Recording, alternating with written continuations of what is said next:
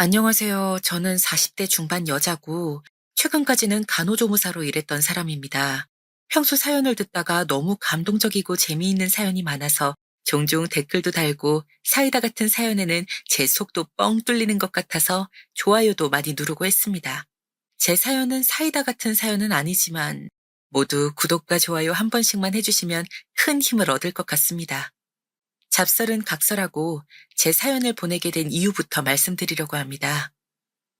정말 사랑했던 사람이 있었습니다. 20대 초반 만나서 6년을 사귀다가 혼전 임신으로 결혼하게 되었죠. 그 당시에는 결혼하기에 빠른 나이가 아니었기에 서둘러 혼인신고를 하고 결혼하고 아이를 낳고 그렇게 남들처럼 살아가고 있었습니다. 저는 아이 한 명을 낳아 기르다가 또 임신을 하게 되었고 2명의 아이를 키우게 되었습니다. 자연스럽게 그래서 회사를 다닐 수 없게 되었고 아이들을 키우는데 전념하다가 큰애가 중학교, 작은애가 초등학교를 가는 나이가 되자 이제야 조금 시간이 생겨서 국가에서 지원하는 그런 배움 지원을 적극 활용해서 저는 40의 나이에 간호조무사가 되었습니다. 다시 일할 수 있게 된 거죠. 그걸 시어머니께서는 너무 좋아라 하셨습니다. 그동안 애들 키우느라 고생했다. 네 일도 하고 싶어도 못했을 건데 이렇게 또다시 공부해서 간호조무사로 일하게 되다니 정말 대견스럽다. 이제 병원으로 취직하면 출퇴근하느라 바쁠 테니 내가 2학년이 끝나는 시간 맞춰서 간식도 해놓고 할 테니까 너무 걱정하지 말고. 아유, 어머님, 알아주셔서 감사합니다. 사실 계속 애들 둘 키우느라 힘든 건 사실이었지만 그래도 제가 이렇게 다시 공부할 수 있었던 건 중간중간 어머님께서 계속 도와주셨기 때문이라고 생각해요. 늘 감사하게 생각하고 있어요, 어머님. 앞으로도 잘 부탁드릴게요. 제가 퇴근은 최대한 빨리 할 수 있는 곳으로 알아보고 있어요. 그래, 영훈이도 중학생이면 이제 다 컸고, 영현이도 초등학교 5학년이니까 뭔 걱정이고 이제 다 키워놨는데 너도 네 일 해야지. 내가 아직 몸이 성해서 도울 수 있어서 다행이다. 집안일 너무 걱정하지 말고 좋은 병원 잘 알아봐서 취직해라. 네, 어머님. 이렇게 매번 배려해 주셔서 감사합니다. 취업 준비 열심히 해볼게요. 다행히 저는 시어머니께서 평소에도 아이들 돌보는 것을 많이 도와주셨고, 간호조무사가 되기 위해 공부하던 당시에도 집안일부터 시작해서 정말 많은 도움을 주셨습니다. 남편과도 사이가 좋았지만 특히나 결혼 후에는 남편보다 늘 따스하게 대해주시고 배려심 넘치는 저희 시어머니 덕분에 아이들을 잘 키워낼 수 있었죠. 아직도 감사하게 생각하고 있고요. 저는 운 좋게도 집에서 가까운 병원에 경력 단절 여성으로 취직할 수 있게 되었고 원하는 만큼의 급여는 아니어도 일을 할 수 있다는 사실에 참 행복했습니다. 남편도 이 일을 하는 것만큼은 엄청나게 축하해 주더라고요. 여보, 축하해. 집에서 가까운 병원이라며? 너무 잘 됐다. 그동안 여보가 힘들게 공부하고 준비한 보람이 있네. 애들도 엄청 좋아하지? 난 여보가 내 아내라서 정말 자랑스럽다. 정말이야. 으이그, 팔불출. 누가 들으면 진짜 팔불출인 줄 알아. 아니면 불륜인 줄 알거나. 요즘은 부부가 너무 사이 좋아 보이면 불륜으로 본다고 하더라. 우리는 그 정도일걸? 결혼하고 벌써 몇 년이 지났는데 아직도 여보가 나 이렇게 많이 사랑해주고 축하해주고 이게 다 여보랑 어머님 덕분이야. 고마워 여보. 발불출이면 어때? 내가 좋다는데. 우리가 행복한 게 중요한 거지. 안 그래? 불륜으로 보면 또 어때? 우리 사이가 그만큼 좋다는 증거인걸. 남들 어떻게 보든 난 신경 안 써. 우리 여보가 세상에서 제일 중요해. 최고야 최고. 아, 영훈이랑 영현이는 어디 갔대? 오늘은 어머님네 가서 자고 오기로 했어. 어머님께서 오늘 여보랑 단둘이서 축하 파티 하라고 이렇게 센스 있게. 역시 우리 엄마가 센스가 있으시다니까. 내가 여보랑 단둘이 오붓하게 한잔하고 싶었던 거 어찌하시고. 하여간 이럴 때 보면 정말 대단하시다니까. 그러면 우리 옷 갈아입고 맛있는 거 먹으러 나가볼까? 예약되는지 전화해볼게. 잠시만. 아, 얼마 만에 둘이서 외출하는 건지 모르겠다. 그러게, 난 너무 좋지. 옷 갈아입고 올게. 여보가 예약 좀 해줘요. 시어머니께서 제가 근처 병원에 취직했다는 걸 알고는 남편과 저 둘만의 시간을 보내라고 아이들을 댁에서 하루 재워주겠다고 데리러 가시기도 했습니다. 정말 저는 복받은 며느리라고 생각했죠. 남편과도 사이가 너무 좋아서 다른 친구들이 질투할 정도였으니까요. 저는 오히려 남자라고는 현재 남편만 만나보고 남편도 제가 첫사랑이라 가능한 일이 아닐까 그런 생각도 하곤 했습니다. 비교 대상이 없으니까 더 서로 잘하게 되고 애틋하고 그런 게 있달까요? 게다가 혼전 임신을 하게 되었던 걸 굉장히 미안해했고 책임지겠다고 해준 모습이 믿음직스러웠습니다. 평생을 함께해도 될 거라고 생각했고 한눈을 팔 수 있는 사람이 결코 아니라고 생각했었죠. 하지만 저의 자만이었을까요? 한없이 행복할 것만 같았던 저의 인생에 예고 없이 들이닥친 이 불행을 어찌해야 할까요? 저는 아이들과 남편, 시어머니의 지지를 받으며 간호조무사로 열심히 일했고 어느덧 3년이 꼬박 흘렀습니다. 일을 하면서 어려운 것도 많았지만 환자들을 돌보고 안내하고 아픈 곳을 고쳐주는 일은 저의 적성에 딱 맞는 일이더라고요. 제가 환자분들에게 치료를 해주었다는 사실에 대한 보람도 있었고요. 출근하고 퇴근할 때까지 눈코 뜰 새 없이 바쁘게 흘러가지만 즐겁게 일했던 것 같습니다. 그렇게 일하고 나면 너무 피곤해서 녹초가 되었죠. 녹초가 되어 집으로 돌아가도 사랑하는 남편과 아이들이 있어서 행복했습니다. 물론 일을 다시 시작하고 나서는 남편과의 관계가 조금 뜸해지기는 했습니다. 남편도 회사에서 일이 더 많아서 피곤해진 것이 이유라고 생각했고, 저 또한 병원에서 시달리다가 돌아오고 나니 피곤했기 때문이라고 생각하고 별 대수롭지 않게 넘어가곤 했습니다. 그런데 제가 너무 남편을 맹신했던 걸까요? 남편은 이런 저를 두고 바람을 폈더라고요. 동료 간호쌤이 말해주지 않았다면 몰랐겠지만 알아서 천만다행이라고 생각했습니다. 속이 뒤집어지고 하늘이 까매지는 기분이 바로 이런 기분이었다는 것을 처음 느껴보았습니다. 남편이 다른 여자와 팔짱 끼고 술 마시고 모텔로 들어가는 걸 제 동료 간호쌤이 봐버렸다는 건 우연이 아니겠지요. 처음 듣고서는 정신 나간 사람처럼 그럴 리 없다고 잘못 보신 거 아니냐고 호통을 치다가 이내 진짜냐고 흐느끼다가 동료 간호쌤이 혹시 몰라서 찍어왔다면서 몰래 찍은 남편의 사진을 보여주니 아니라고 부정할 수가 없더군요. 틀림없는 제 남편이었습니다. 귀에서 삐소리가 나는 것 같이 머리가 어지럽고 시야가 흐려지더라고요. 뿌옇게 차오르는 것은 뜨거운 눈물이었습니다. 배신감과 처절한 좌절감에서 나오는 눈물이었죠. 저는 당장 남편의 얼굴을 볼 자신이 없었습니다. 그렇다고 갈 곳도 없었죠. 그러다가 조퇴를 하고 하염없이 근처 공원을 걷고 또 걸었습니다. 그러다가 더 걸을 힘이 없어서 주저앉았죠. 그러다 떠오르는 건 시어머님이었습니다. 당장 퇴근 후 남편의 얼굴을 볼 자신이 없어서 시어머님 댁으로 택시를 타고 갔습니다. 시어머니를 뵙자마자 다시 멈췄던 눈물이 흐르더라고요. 어머님, 이렇게 갑자기 찾아뵙게 돼서 정말 죄송해요. 제가 어머님 말고 갈 데가 없어서 그랬어요. 어머님, 저 이제 어떡해요? 야, 아가. 알아듣기 쉽게 이야기해봐라. 무슨 일 있는 거야? 왜 다짜고짜 울고 그러니, 사람 불안하게. 어머님, 평생 안 그럴 것 같던 그 사람이, 글쎄, 저 몰래 다른 여자를 만나고 있더라고요. 저 이제 어떻게 살죠? 앞으로 그 사람 얼굴 어떻게 봐요? 애들 키울 자신도 없어요, 어머님. 저 너무 막막해요. 숨이 잘 안 쉬어지는 것 같아요. 아휴, 벌써 알게 된 거구나. 미안하다. 내가 면목이었구나. 알아도 말을 할 수가 없었어. 정말 미안하구나. 내가 죄인이다. 죄인이야. 그게 무슨 무슨 소리세요? 어머님께서 이미 알고 계셨다니요. 미안하다. 나도 내 자식이라 팔은 안으로 굽는다고 그저 들키지 않기만 바래왔구나. 그러면 안 되는 거였는데 정말 미안하구나. 내가 아무리 기범이에게 말을 해도 이미 홀려버린 걸, 마음이 떠난 걸 붙잡을 수는 없더구나. 진작 정리하라고 했는데 뜻대로 되질 않았어. 어머님, 저한테 어떻게 이럴 실수가 있으세요? 얼마나 된 거예요?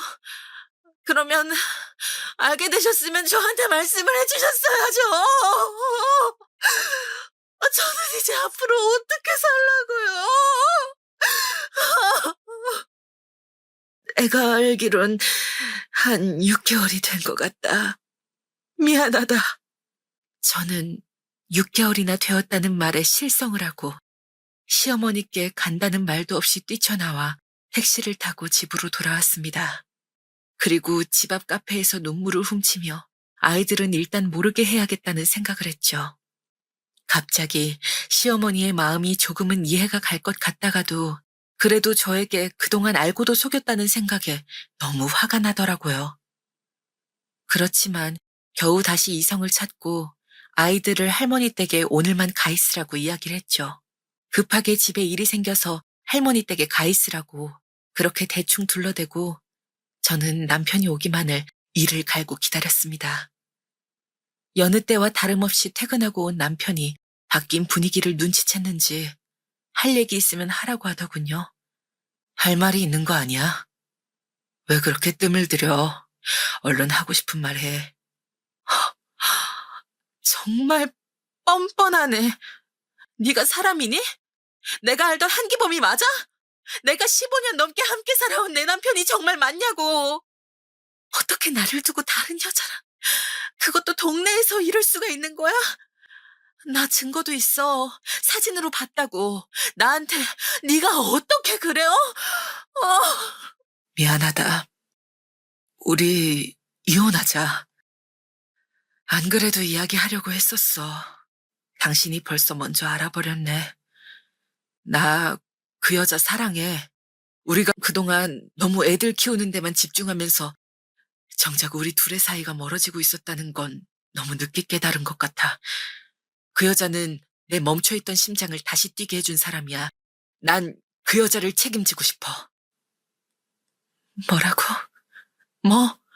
책임을 지고 싶다고? 그게 나한테 할 소리니? 책임을 질 거면 네 자식들을 책임져야지. 뭣도 모르고 네 자식들 키우느라 뼈 빠지게 고생한 나부터 책임져야지. 그게 도대체 무슨 소린지 알고나 짓거리는 거야? 왜 이렇게 변했니? 어떻게 말하든 소용없어. 난 당신이랑 이혼할 거야. 내 마음은 진작에 떠버렸어. 그동안 연기하면서 아무 일 없는 척 사는 게 오히려 괴로웠다고. 이런 날 잡으려고 하지 마. 날 놓아줘. 제발 부탁이야. 이렇게 부탁할게. 나 그 여자랑 살고 싶어. 살고 싶어? 그 여자랑 살고 싶다고? 그래서 나랑 이혼하겠다는 거야? 정말 그래? 우리 영훈이랑 영애님 버려두고 고작 그 여자한테 가버리겠다는 거야? 미안해. 이혼 서류 서랍에 있어. 내 거는 작성해 놨으니까 당신 것만 작성해서 책상 위에 올려놔줘. 나 오늘은 나가서 잘게. 미안. 남편이 이혼 서류까지 이미 준비해놨다는 말에 저는 그만 넋을 잃고 쓰러지고 말았습니다.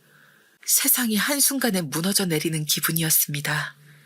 저를 두고 나가려다가 제가 쓰러지니까 병원에 데려가긴 했더라고요. 눈을 뜨자 하염없이 돌아가는 세탁기 통 안에서 정신없이 물에 빠져 허우적대다가 빠져나온 기분이었습니다. 머리가 핑 도는 느낌이었고 숨이 잘 안 쉬어지고 답답한 느낌이었죠. 아직도 멍하고 상황 판별이 잘 안 되는 느낌. 무슨 느낌인지 감이 오실까요? 새벽에 링거를 맞다가 깨어났는데 옆에는 너무나도 미운 남편이 제 옆에 엎드려서 자고 있더라고요. 당장이라도 남편의 머리를 쥐어뜯고 대머리로 만들고 싶었지만 그럴 힘이 제게 남아있지 않더라고요. 남편은 제가 퇴원을 하자마자 짐을 싸서 우리가 함께 살던 집을 완전히 나가버렸습니다. 눈으로 보고도 믿기지 않을 일이 일어났고 저는 순식간에 혼자가 되었습니다. 갑자기 아빠 없이 살아가게 될 아이들에게 미안한 마음이 들더라고요. 남편이 바람난 게 제가 그동안 직장에 적응하고 열심히 사느라 남편에게 무심해서 그런 게 아닐까 생각하면서 저 스스로를 자책하게 되기도 했습니다. 여러 가지 감정과 혼란스러움이 저를 괴롭혀 왔습니다. 남편의 불륜 사실을 알게 된 것은 너무나 큰 충격이었고 신뢰와 안정감이 완전히 흔들린 상황이었죠. 혼자서 이 감정들을 견딜 수 없을 만큼 상처받았고 분노, 슬픔, 배신감, 혼란 등 다양한 감정이 여러 겹으로 얽혀서 저의 가슴을 답답하게 했습니다. 이런 감정들은 남편의 불륜으로 이혼하게 된 이 상황에선 굉장히 자연스러운 것이겠죠. 제 내면에서 나오는 진심은 저 자신을 비난하거나 자책하지 말아야겠다는 생각이었습니다. 남편의 선택은 그의 책임이며 저는 이 상황에서 피해자일 뿐이니까요. 이렇게 파도처럼 흘러오는 수많은 감정과 혼란 속에서 열심히 같이 잘 살아보자고 최선을 다해 공부하고 취직하고 일하는 저를 그렇게 한순간에 배신해버린 남편에게 너무도 화가 나고 기가 차고 어이가 없어서 다시 이를 바득바득 갈기를 계속 반복했습니다. 이렇게 마음도 몸도 떠난 사람을 제가 붙잡는다고 해서 달라질 게 없다고 생각한 저는 이혼 서류에 도장을 찍고 말았습니다. 그렇게 이혼을 당하고 비참하게 산 지 얼마나 되었을까요?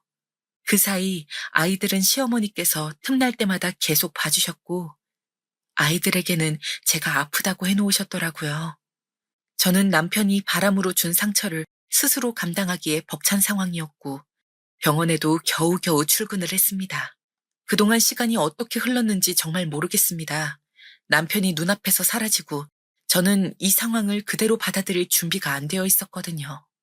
그러다가 시어머니께서 저희 집으로 다시 찾아오셔서 이런 말씀을 하셨습니다. 그동안 밥은 잘 챙겨 먹고 지냈니? 영은이랑 영현이는 걱정 말고 잘 지내고 있단다. 아프다고 해놨는데 얼마나 믿고 있는진 사실 잘 모르겠다. 이게 다 내가 내 아들 잘못 키운 내 탓이지. 네가 마음고생하느라 정말 고생했다. 이게 어떻게 어머님 잘못이에요. 제가 생각이 짧았어요. 그동안 제가 제 상처만 생각하고 정작 아이들도 돌보지 않고 어머님께 다 맡겨두고 편히 생활했네요. 죄송해요. 물론 애들 아빠만 생각하면 눈물이 나고 당장이라도 쫓아가서 뭐라고 하든 소리치고 싶지만 이게 어머님 잘못은 아니라고 생각해요. 그동안 죄송했어요. 아니, 아니다. 정말 미안하다. 큰 돈은 아니지만 그동안 너희 주려고 조금씩 모은 돈이야. 받아줘. 나는 기범이 이제 자식으로 생각 안 할란다. 우리 영훈이 영현이 키울 때 조금씩 보태서 썼으면 좋겠다. 못난 아들 대신에 주는 거니까 받아두렴. 네? 아니, 1억이면 엄청 큰 돈이잖아요. 어머님, 저 이 돈 못 받아요. 왜 이러세요? 어머님 노후 자금으로 쓰셔야죠. 미안하다. 아들 잘못 키운 내 탓이니 꼭 받아줬으면 좋겠다. 난 가볼게, 이만.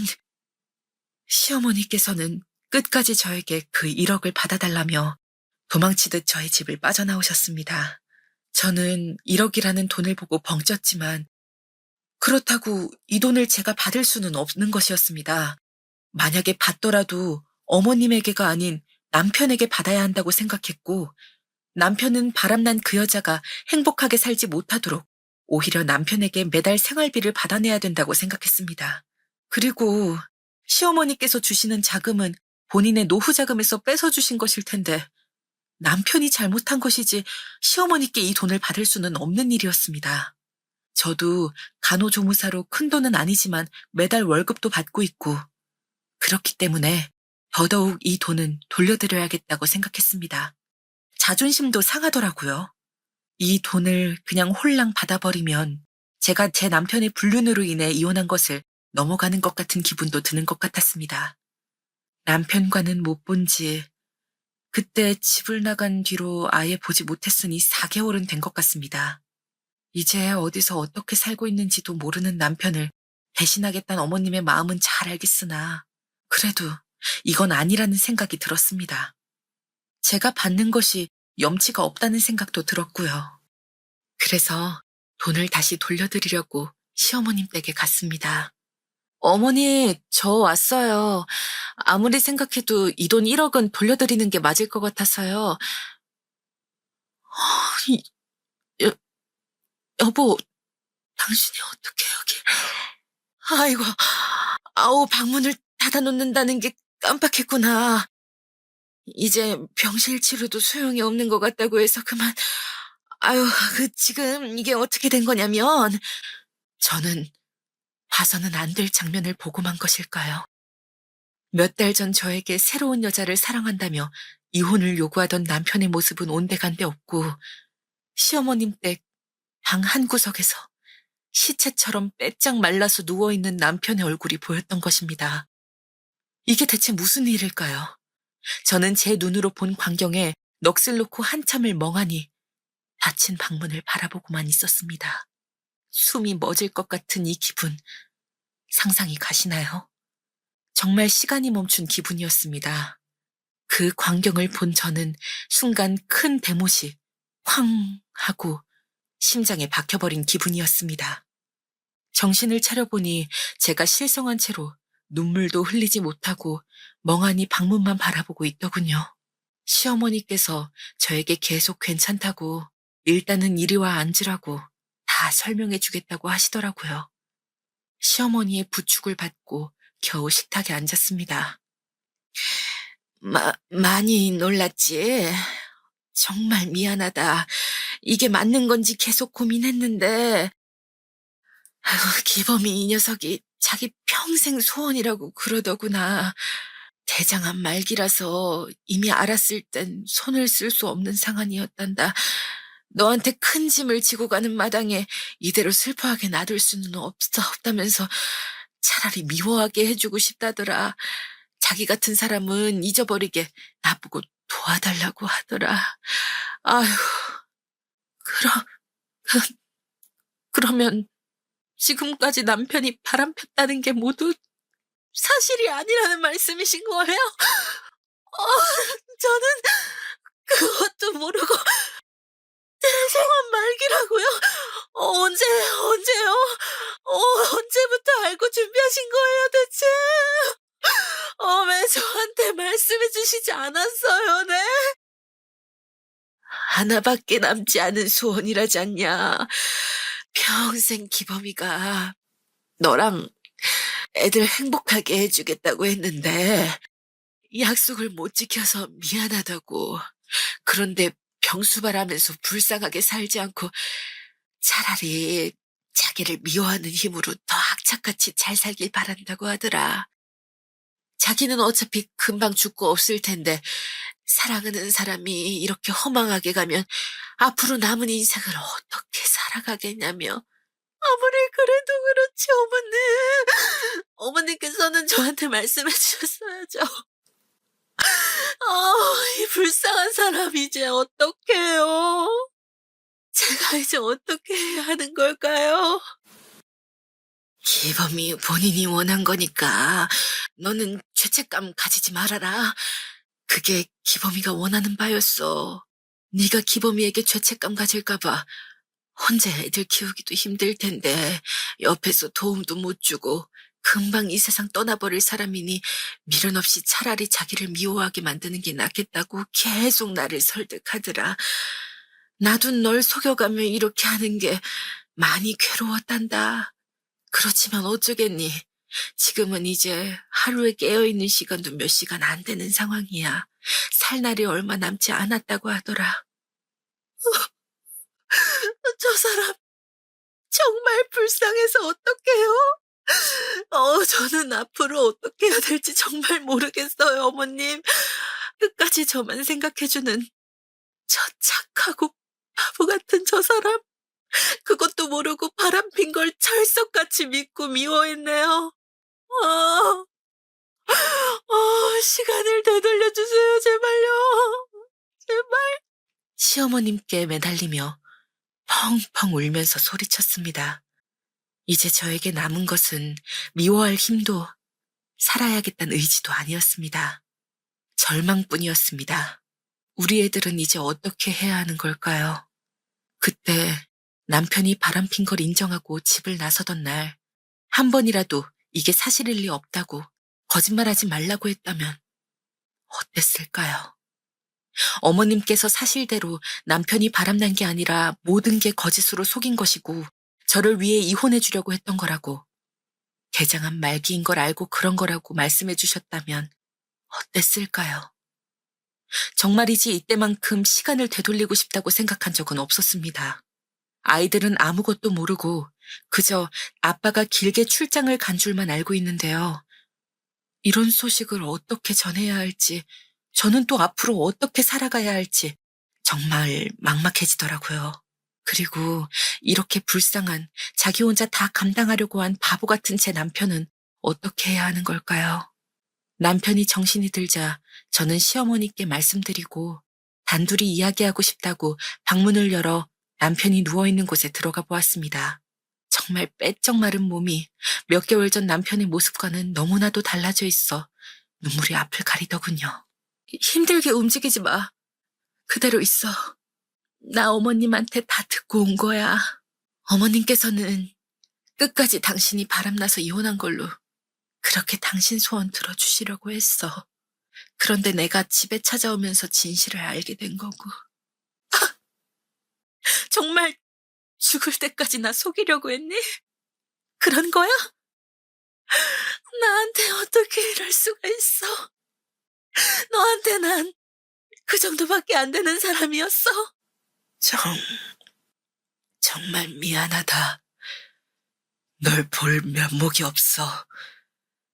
내가 너한테 더 큰 짐으로 남기보다는 상처 하나로 나를 미워하게 하는 게, 그게 너한테 앞으로 살아갈 때 죄책감 없이 잘 살아갈 수 있는 길이 될 거라고 생각했어. 내가 죽으면 보험금이 나올 테니까 그걸로 아이들이랑 적어도 돈 걱정 없이 살 수 있을 테니까, 그래서 오히려 다행이란 생각도 했고. 정말 끝까지 이렇게 우리 생각만 하다가 가려고 그러는 거야? 이 바보야? 이런다고 나랑 애들이 행복할 것 같아? 중간에서 어머님은 거짓말 하시느라 얼마나 마음이 찢어지고 힘드셨을 거야. 나한테 여보랑 함께할 얼마 안 남은 귀중한 시간을 이렇게 속절없이 흘러가 버리게 하면 어떡해? 우리 애들도 아빠가 지금 어떤 상태인지 알고 받아들일 시간은 줘야지. 왜 그렇게 이기적이야, 사람이? 미안해. 난 이렇게 사라지는 게 여러모로 당신이나 애들한테 좋을 거라고 생각했어. 그냥 지금 내 모습은 잊어줘. 차라리 날 미워하고 증오해. 그 편이 낫지. 마음 약한 당신이 내 병수발하면서 힘겨워할 거 생각하니까 정말 당장 딱 죽고 싶더라. 그래서 결심했었어. 당신에게 짐 안 지우고 바람난 걸로 이혼해야겠다고. 당신이 그럴 사람 아니라는 거 알면서도 동료 간호쌤이 보여준 사진만 찰석같이 믿고 주저앉았었어. 그러면 일부러 동료 간호쌤에게 보여주려고 그 식당에 가서 모텔까지 가는 신용을 한 거였어? 정말 이렇게까지 숨겨서 당신한테 남는 게 대체 뭐야? 뭐냐고! 나는 말기 환자인 남편이 아파서 누워있는 줄도 모르고 바람핀 천하제일의 나쁜 놈으로 미워하고 증오하면서 나 자신까지 미워했다고, 이 바보야. 난 그래도 이제라도 알아서 다행이라고 생각해. 정말 나 안 보고 죽을 생각이었어? 나 안 보고 싶었냐고! 보고 싶었어. 사랑했던 당신이랑 계속 함께 하고 싶었어. 바라만 봐도 눈물 날 것 같아서 집을 그대로 나온 거였어. 병원에 있다가 이대로 죽으면 우리 애들이랑 당신 얼굴도 못 보고 죽을까봐 나 너무 무서웠어. 고, 고마워. 이제라도 와줘서. 애초부터 당신을 속이는 게 아니었는데 내가 너무 어리석었다. 그러니까 왜 나랑 떨어져 있을 생각을 하냐고? 죄책감이라니. 오히려 지금 상황이 나한테 더 큰 죄책감으로 다가올 거라는 건 생각 못했어? 날 도대체 얼마나 나쁜 사람으로 만들려고 했던 거야? 병수발이든 뭐든 다 할 테니까 살자. 같이 살자. 애들도 알아야지. 지금 우리 집으로 가자. 애들이 많이 놀랄 텐데 애들은 나 출장 간 줄 알고 있잖아. 아무래도 우리 애들한텐 그냥 원래대로. 지금 애들이 문제야. 당신이 죽을 둥 살둥하고 있는데 애들도 아빠가 이런 상황이라는 걸 알아야지. 납득하고 받아들이고 당신 곁에서 인사할 수 있게 해야지.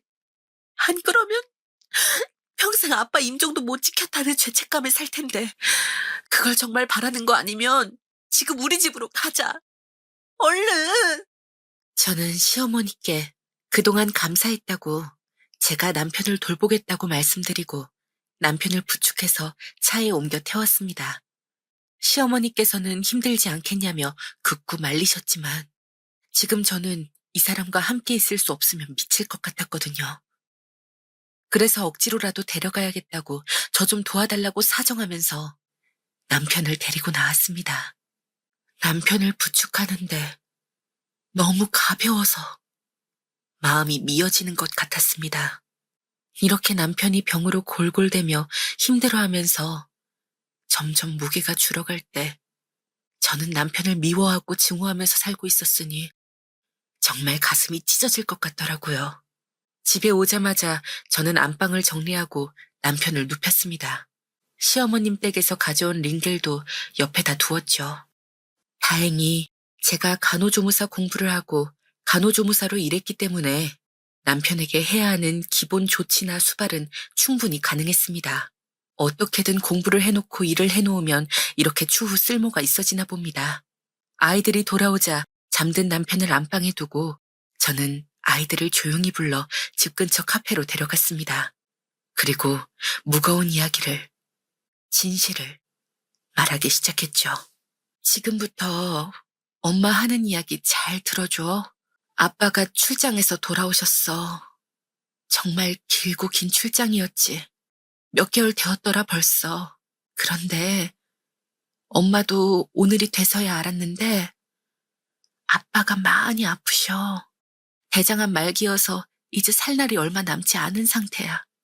그동안 우리가 아빠 때문에 슬퍼하고 힘들어할까봐 아빠는 아빠 혼자 이걸 감당하려고 하셨었어. 너무 늦게 알려줘서 미안하고 엄마는 그래서 아빠를 집으로 데려온 거야.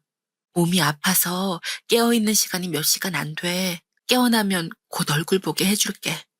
아빠가 아파서 많이 말라있을 텐데 아파서 그런 거니까 너무 놀라지 말고. 그게 정말이에요? 아빠가 출장을 가신 게 아니라 아프셨던 거라고요? 그것도 대장암 말기. 그러면 얼마나 더 사실 수 있으신 거예요? 엄마, 말도 안 돼요. 우리 아빠가 그렇게 아프다니. 왜 우리는 그동안 아빠 아픈 것도 몰랐던 거예요? 아빠 혼자 이 상황을 견뎌내 보려고 했는데 그래서 우리한테 비밀로 할 생각이었나 봐. 집안에 누군가가, 그것도 아빠가 아픈 건 엄청나게 큰일이고 서로 힘들어지니까 그래서 그런 건데 엄마는 이제 앞으로 아빠 옆에 꼭 붙어 있을 거야. 다니던 병원도 그만두고 일단 아빠를 집중적으로 돌보고 쉬게 할 거야. 그러니까 너희도 너무 슬퍼하지 말고 아빠가 죽기 전에 우리가 이 사실을 알게 돼서 얼마나 다행이야. 이렇게 너희가 슬퍼할까 봐 그래서 아빠가 숨기려고 했던 거니까 이해가 잘 안 되겠지만 그래도 우리가 아빠를 이해하려고 노력해보자, 어? 이렇게 말하면서도 남편이 아프다는 게, 말기 환자라는 게 아직도 믿기지가 않고 현실로 다가오질 않았습니다. 저도 그런데 애들은 오죽할까요? 그래서 눈물이 났습니다. 저와 아이들은 그 자리에서 서로 부둥켜 안고 한참을 울었습니다. 카페 사장님께서 지켜보시다가 휴지를 2박스 더 가져다 주시더라고요. 그렇게 한참을 울고 나니 1분 1초라도 빨리 남편에게 가봐야겠다는 생각을 했습니다. 아이들에게 아빠 보러 갈 준비가 되었냐고 묻자 아빠를 보는데 무슨 준비가 필요하냐며 아빠가 너무 보고 싶다고 얼른 가자고 하더라고요. 그렇게 집에 돌아와 안방문을 열어보니 남편이 새근새근 아기처럼 자고 있더라고요. 너무 빼빼 말라서 안쓰럽고 가냘픈 숨을 겨우 새근새근 몰아쉬면서 너무나 약한 아기처럼 그렇게요. 저는 아이들에게 남편이 일어나면 인사할 수 있게 하겠다면서 너무나 아파 보이는 빼빼 말라버린 아빠를 보고 금방이라도 눈물이 터질 것 같은 아들과 딸을 안방 밖으로 데리고 나왔습니다. 엄마, 아빠가 정말 많이 마르셨어요. 너무 속상해요. 왜 우리 아빠한테 이런 일이 생긴 거죠? 아빠가, 아빠가 너무 불쌍해. 우리 아빠 불쌍해서 어떡해, 엄마. 아빠 일어나셔도 이렇게 울음바다로 만들 거야? 아빠가 보고 싶은 건 너희 웃는 모습일 텐데. 아빠한테 힘을 드려야지. 이렇게 슬퍼하는 모습 보이면 아빠 마음이 얼마나 아프시겠어. 우리 아까 카페에서 다짐한 대로 아빠가 떠날 때까지 행복한 시간들, 추억들 많이 만들어드리자. 할 수 있지? 영윤이. 그렇게 아이들을 다독이고 마침 남편이 깨어나서 남편에게 아이들을 보여주었습니다. 아니나 다를까 눈물바다가 되는 건 말릴 수 없더군요. 남편은 연신 보고 싶었어, 사랑한다. 아주 많이를 겨우 외치고 아이들은 아빠 너무 보고 싶었다며 부둥켜 안고 내 식구가 또 한 번 울었습니다. 주말에는 아이들과 함께 다 같이 저수지에 가서 사진도 찍고 좋은 추억을 남기기로 했습니다. 저는 다니던 병원에 사직서를 내면서 사정을 말씀드렸습니다. 그러자 원장님께서 안타까워하시며 다시 일할 자리가 필요하면 언제든 연락을 주라고 해주시더라고요. 참 감사한 마음이 들었습니다. 사실 남편이 죽고 나서 다시 또 취직을 하려면 막막했는데 든든한 지원군이 생긴 기분이었습니다. 그리고 동료 간호쌤은 자기가 잘못된 정보를 줘서 미안하다며 정말 자기가 죄인이라고 남편분께 죄송하다고 전해달라고 하더라고요. 정말 죄송해요. 제가 조금 더 제대로 알아봤어야 하는데 눈앞에 펼쳐진 상황이 딱 그 상황이라 선생님 남편분이 그렇게 하시니까 저는 알려야겠다는 생각에 그렇게 한 거였는데 차라리 제가 몰랐으면 못 봤으면 어땠을까 싶네요. 도움이 되어드리지 못해서 정말 죄송해요. 아니에요. 쌤은 잘못한 거 없어요. 제 남편이 일부러 그렇게 속이려고 연기한 걸 저도 속아 넘어갔는데 쌤이 어떻게 이게 진실이 아니라고 생각할 수 있었겠어요. 저는 남편에게 얼마 남지 않은 이 시간 동안 정말 어떻게든 좋은 추억을 많이 만들어주고 싶어요. 그것만이 제가 할 수 있는 제 남편을 위한 유일한 길이라고 생각하니까요. 아이들이랑 많이 시간 보내고 제가 남편 곁에 꼭 붙어 있고 그러려고요. 죄책감 가지지 마세요. 죄송해요. 정말로 남편분 너무 아파하지 않으시고 같이 좋은 추억 많이 만들 수 있었으면 좋겠어요. 진심으로 간절히 기도할게요. 고마워요, 쌤. 다음에 또 같이 일하게 될 때까지 잘 있어요. 그럼 이만 남편이 기다려서 가볼게요. 동료 간호쌤들의 배웅을 받으며 다니던 병원에서 나오는 길, 우수수 낙엽이 떨어지더라고요. 가을이었습니다. 차디찬 바람이 불면서 이 낙엽이 떨어지는 것을 보니 마치 덧없이 사라지는 우리네 인생 같다는 생각이 들더라고요. 그렇게 아등바등 힘겹게 살아도 병에 걸리든 사고로 가든 자연사로 가든 모든 사람이 죽는 건 변함없는 사실인데요. 다만 남편에게 그 죽음이 빠르게 찾아온 것이고 아파서 죽는 것이라 더욱 고통스럽지만 그래도 지금은 살아서 우리 곁에 숨쉬고 있다는 건 역시 변함없는 사실이었습니다. 그래서 지금 이 순간 힘을 내서 살아가야겠다는 생각을 했습니다. 저는 오늘도 남편에게 달려가고 있습니다. 이렇게 앞으로 며칠을, 몇 주를 살지 전혀 알 수 없었죠. 의사 선생님은 길어야 일주일이라고 했었다는데 그 일주일은 이미 지나고 저를 만난 것이거든요. 처음에는 너무나 큰 절망이었습니다. 하지만 곧 세상에서 없어져 버릴지도 모른다는 불안감에서 이제는 하루하루가 1분 1초가 소중하다는 것에 초점을 맞춰서 살아가고 있습니다. 여러분께서는 혹시 주변에 암이 걸려 힘들어하는 분이나 암에 걸린 분의 가족분들이 계시나요? 그렇다면 그분들은 너무나 힘들고 매우 어렵고 고통스러울 것입니다. 가족분들도 당연히 저처럼 충격과 슬픔에 휩싸일 것이고요. 가족 중 누군가가 아프면 게다가 암이라고 하면 정말 상실감과 불안감이 이루 말로 할 수 없습니다. 미래를 함께 계획하고 꿈꿀 수 없을 때 사람은 정말 빠르게 망가질 수 있더군요. 무력감과 절망감이 무엇인지 정말 뼈저리게 느낄 수 있었습니다. 남편의 건강이 점점 악화되는 것을 지켜보기만 해야 할 때 정말 울고 싶지만 마음 아파할까봐 숨어서 눈물을 삼키게 될 때, 그리고 미래의 불확실성에 직면할 때 어떻게 할 수 있는지를 깊이 고민하게 되더라고요. 그럴 때일수록 제 힘으로 모든 것을 해결하고 싶다는 생각이 드는 동시에 현실에 직면하여 어쩔 수 없는 상황임을 깨닫게 되더라고요.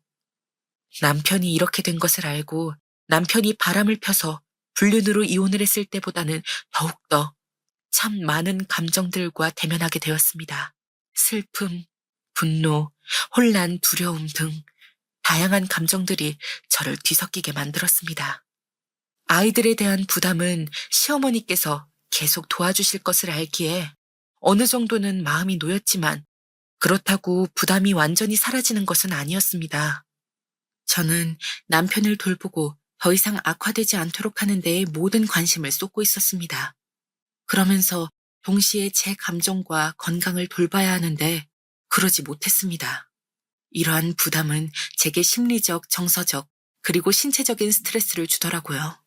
힘들고 복잡한 이런 마음이 계속되지만 그래도 아이들 생각해서 열심히 살아가야겠죠?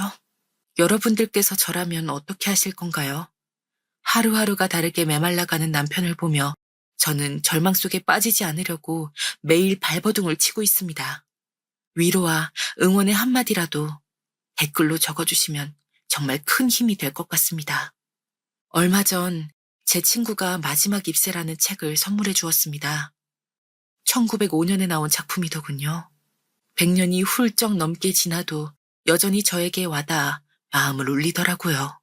여러분께서는 이 책을 읽어본 적이 혹시 있으신가요? 저는 들어본 적은 있지만 읽어본 적이 없어 내용을 알지 못했거든요. 그래서 남편이 잠든 사이 조금씩 읽기 시작했습니다.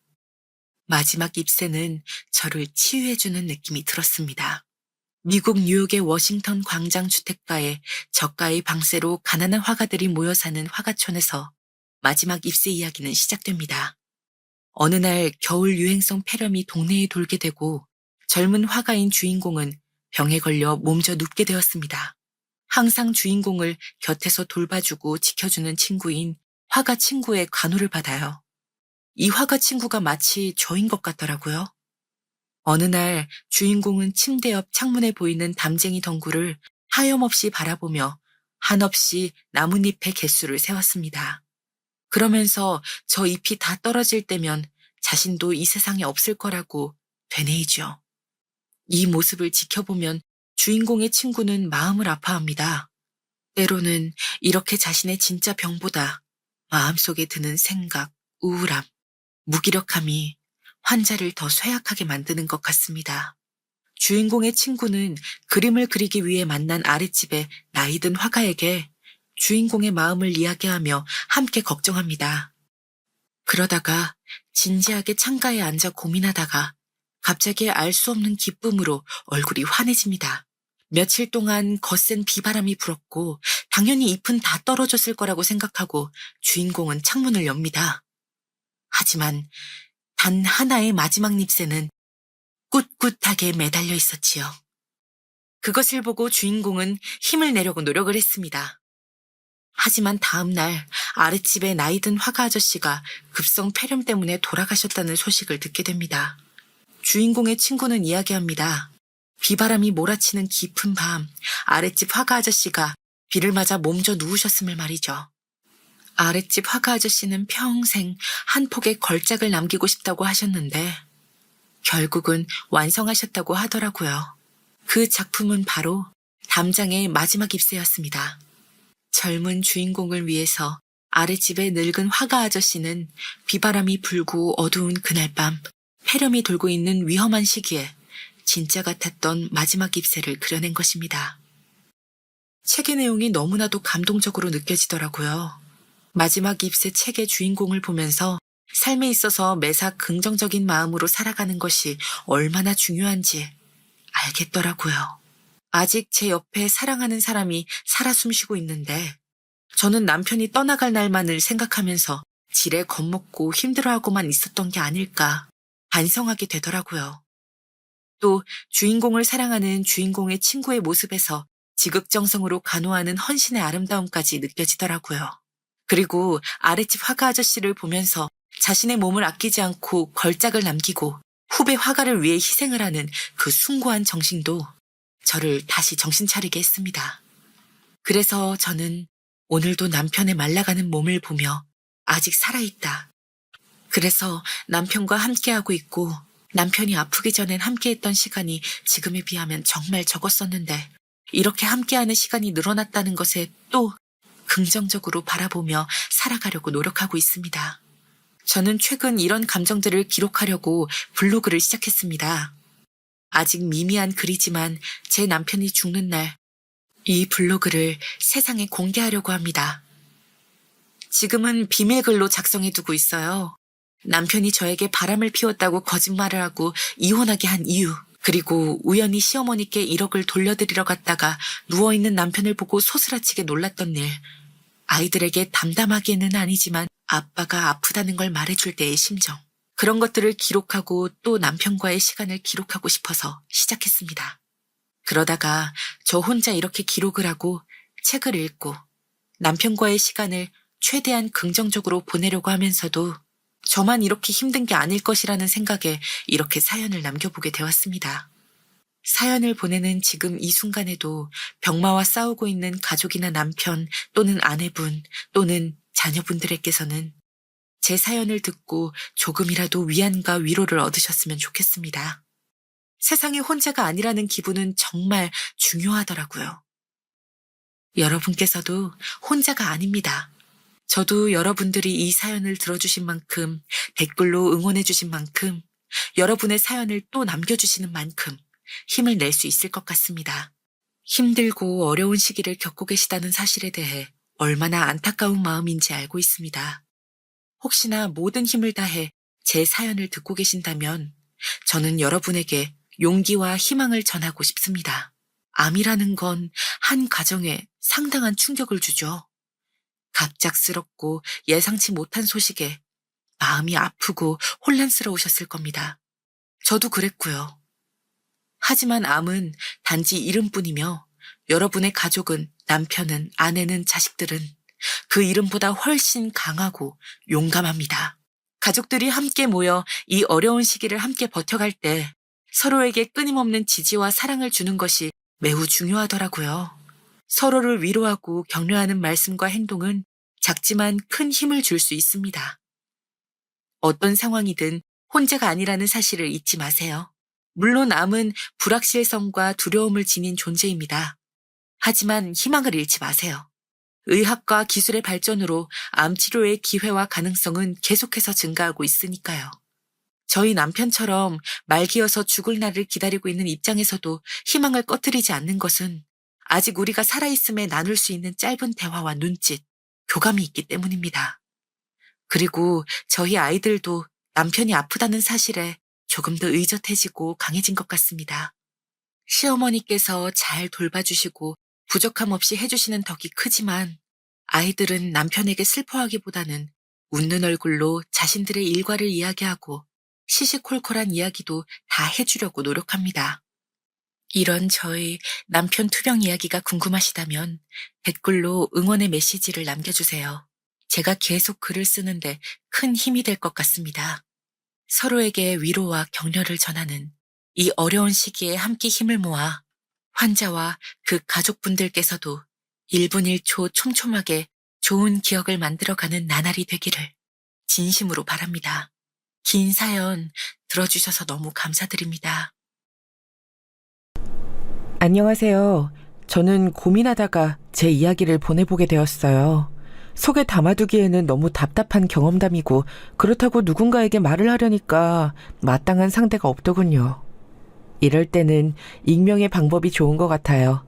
저는 제가 남부러울 것 없이 자라왔다고 생각했습니다. 특별히 잘나고 대단한 환경에서 자란 건 아니었지만 남들에 비해 딱히 부족하다고 여겨지는 것이 없었기 때문이죠. 어렸을 적부터 그랬던 것 같아요. 저에게 친구들보다 부족한 게 있었다면 그건 아마 부모님과 함께 보내는 시간이었을 겁니다.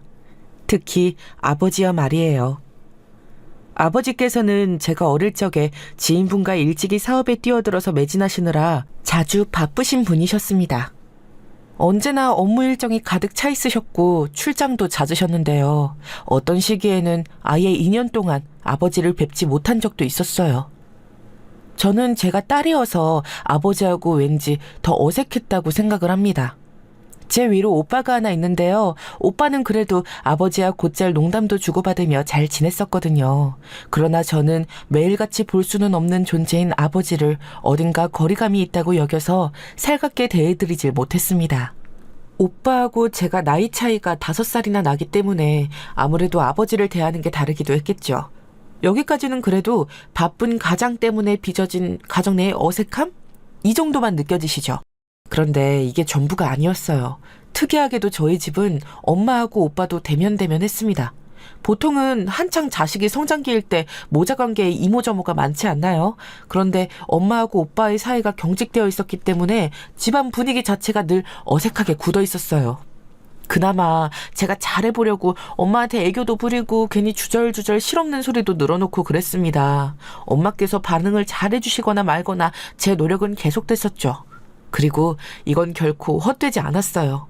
왜냐하면 제 기억에 엄마께서는 제가 초등학교를 입학했을 때보다 중학교를 입학했을 때 더 밝아지신 상태였거든요. 차츰 변화하신 거죠. 저는 제가 초등학교 2학년이었을 때의 어느 순간을 분명하게 기억합니다.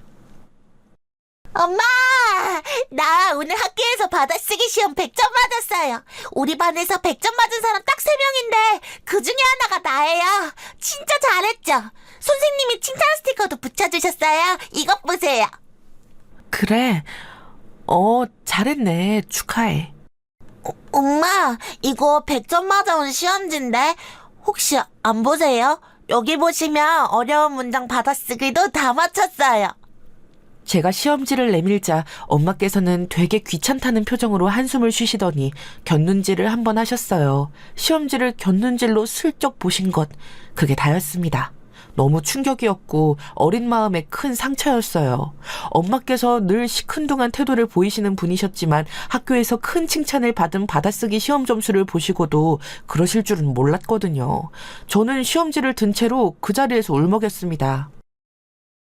나는 엄마 칭찬받고 싶어서 기대하면서 집에 왔는데 엄마가 별로 안 좋아하시는 것 같아요. 엄마는 안 기뻐요? 나 100점 맞은 게 엄마는 하나도 안 신나요? 너 참 이상하다. 너는 왜 나한테 거창한 칭찬 같은 걸 바라니? 수영아, 나한테 그런 거 기대하지 마. 왜냐면 나는 너한테 바라는 게 아무것도 없어. 그러니까 너는 너 알아서 살면 되는 거야. 용돈 필요하면 용돈이나 달라고 해. 칭찬해달라고 하지 말고. 알아들었어? 무미건조하게 말씀하신 엄마께서는 제가 더 크게 울기 시작하자 제 손에서 시험지를 빼앗아 드시고는 그걸 손으로 마구 구겨버려서 쓰레기통에 3개 처박으셨습니다. 제 심장도 쓰레기통에 들어간 것만 같았어요. 너무 슬펐죠. 학교에서 만나는 다른 친구들의 집은 안 그렇다는 것을 시간이 지나며 저는 알게 되었어요. 다정다감하고 단란한 가정을 다른 친구들은 모두 가지고 있었죠. 그리고 시간이 더 지나자 저는 제가 친구들보다 집에서 용돈을 쉽게 타서 쓸 수 있다는 사실도 알게 되었어요. 가족 간의 애정, 공동체 의식 이런 건 부족했지만 금전적으로는 전혀 어렵지 않다는 걸 깨달은 거였죠. 부모님 사랑을 체감하지 못하고 자라는 중이었다는 것을 말입니다. 안 친한 아버지 앞에서 미소라도 지었고요. 시큰둥한 표정만 짓고 계시는 어머니께 먼저 다가가서 이런저런 말을 늘어놓았습니다. 자존심을 내세우지 않았기 때문에 가능했던 거였죠. 제가 워낙 어렸을 때였으니까 어쨌든 가족의 사랑을 느끼고 싶었던 거였죠. 가족 구성원 중에 어쨌거나 제가 가장 다가갈 수 있는 사람은 엄마였기에 저는 포기하지 않고 먼저 다가갔습니다. 그러자 엄마께서는 조금씩 변하기 시작하셨고 제가 중학교 입학을 할 때 저를 보며 웃어주셨어요. 교복이 참 잘 어울리네 우리 딸. 이렇게 보니까 꽤 의젓하다. 이러다가 고등학교 들어갈 때쯤이면 다 큰 어른으로 보이겠어. 저는 엄마 입에서 나온 우리 딸이라는 소리가 너무너무 좋았어요. 하늘을 날아갈 듯 기뻤었네요. 중학교 대학 당시에 있었던 학교 행사에 엄마는 참석해 주셨어요. 오시기를 기대했지만 그래도 안 오셔도 실망하지 말자며 각오했었는데 와주셔서 얼마나 좋았는지 모릅니다. 엄마가 오시면 제 어깨에 힘이 들어갔죠. 저희 엄마 제 눈에만 그런 게 아니라 정말 고상한 기운이 흐르는 미인이셨거든요.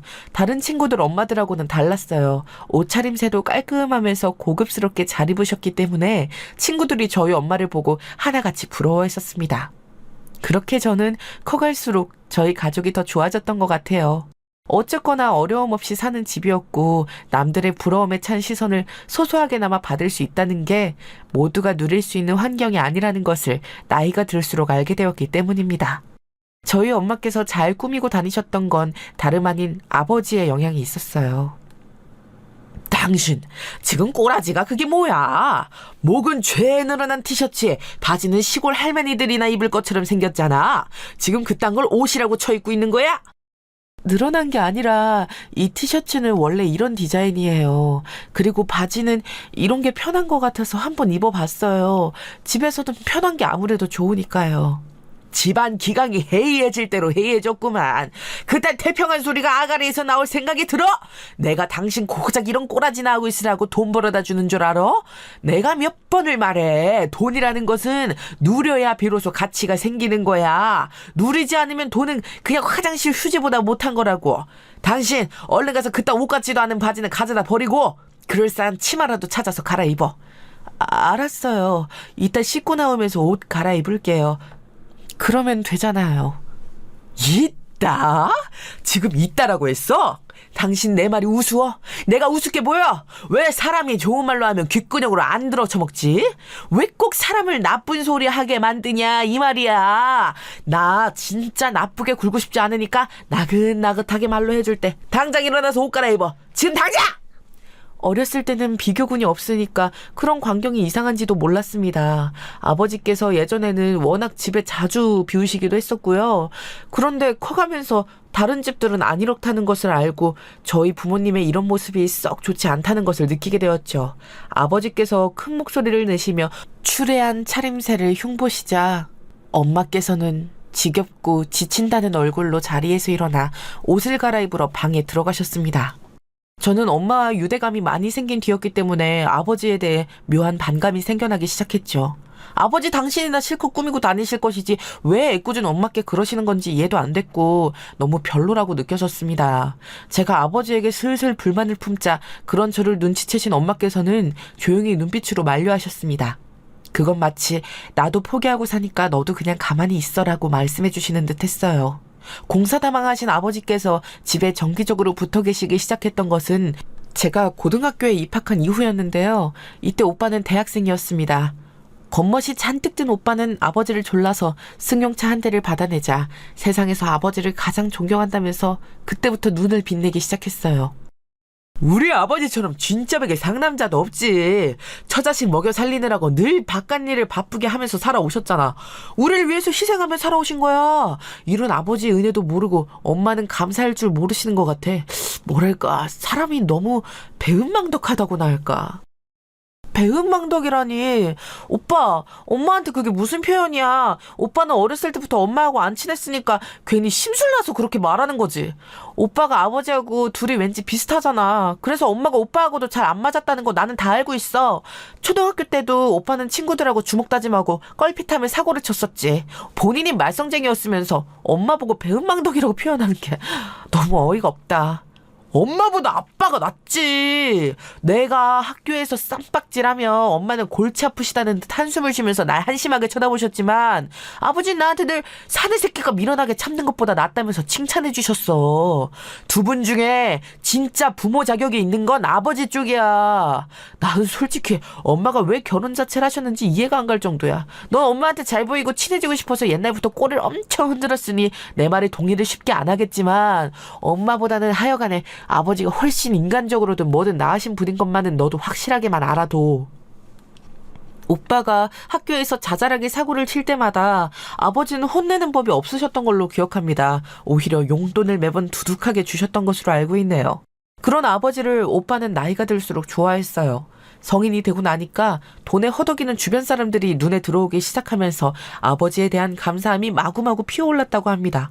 저도 대체 무슨 사업을 어떻게 하시는 건지 알 길이 없었으나 저희 가족이 돈 걱정하는 법 없이 살아오게끔 해주신 아버지에게 항상 감사한 마음이긴 했어요.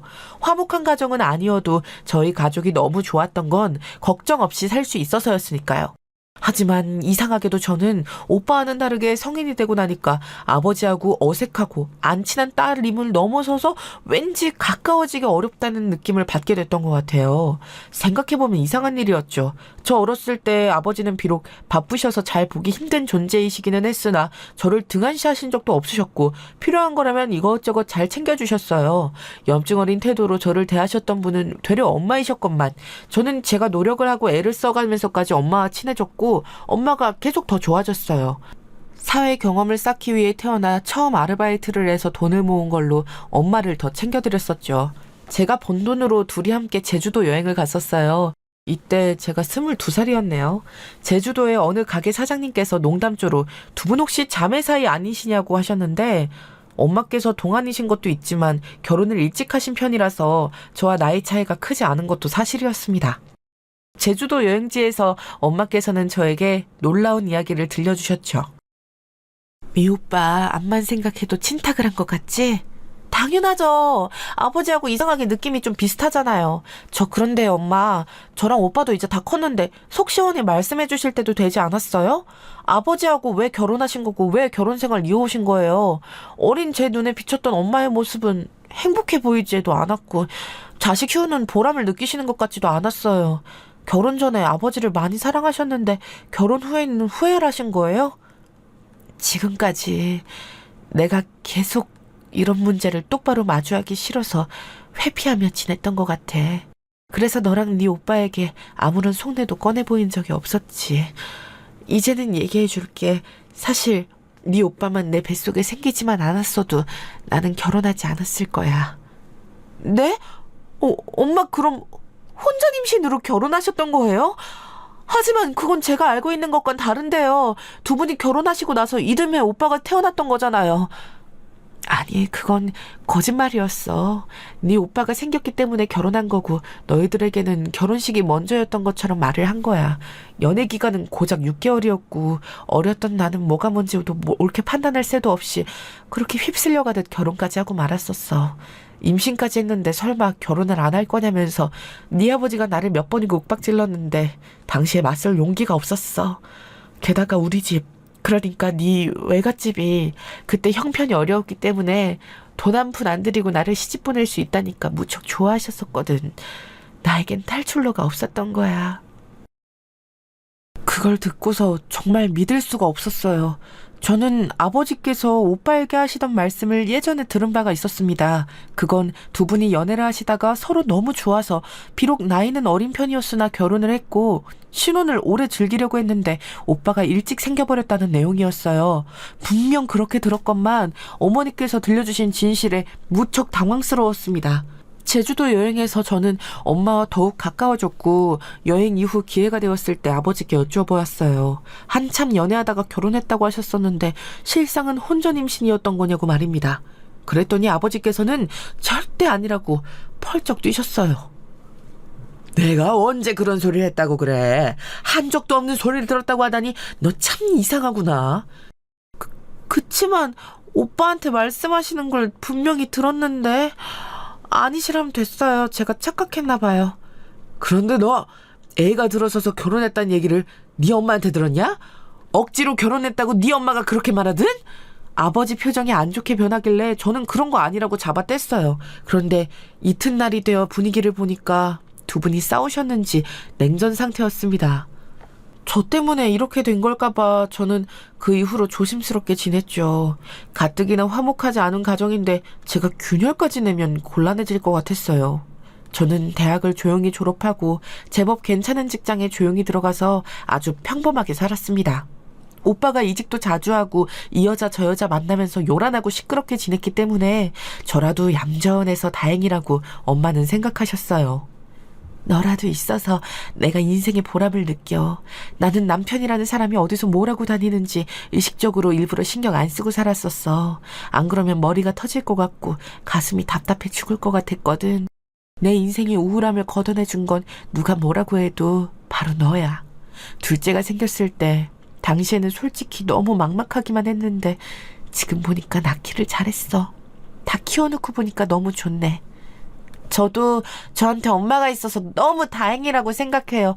만약에 엄마가 안 계셨으면 저는 아마 진작 성인이 되자마자 집에는 연락 안 하고 사는 자식이 됐을지도 몰라요. 이상하게 아버지하고 오빠는 저희와는 결이 다른 것만 같았거든요. 엄마께서는 과거에 자포자기의 심정으로 우울함에만 취해서 저를 잘 돌보지 않았던 것을 후회한다고 하셨습니다. 용서해달라고 말씀도 하셨지만 저는 용서할 필요도 없다고 생각했어요. 제가 엄마의 인생을 발목 잡은 게 아니라는 것만으로도 사실 저는 행복했으니까요.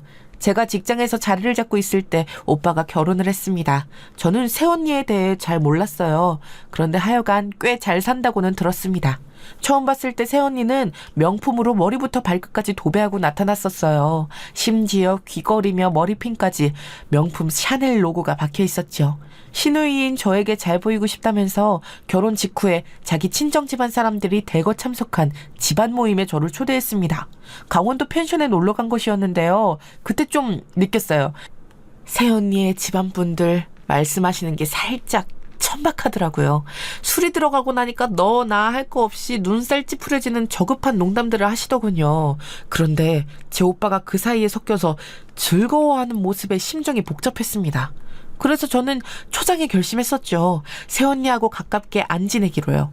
나중에 알고 보니까 새언니네 집안은 예전에 중고차 사업을 크게 했었다가 적절할 때 손을 잘 털고 나와서 돈을 많이 만진 것이었더라고요. 엄마께서는 그런 배경이 별로 마음에 안 든다고 하셨지만 그걸 대놓고 표출하지는 않으셨고 아버지께서는 최고의 사돈 집안이라고 추켜 세우셨습니다.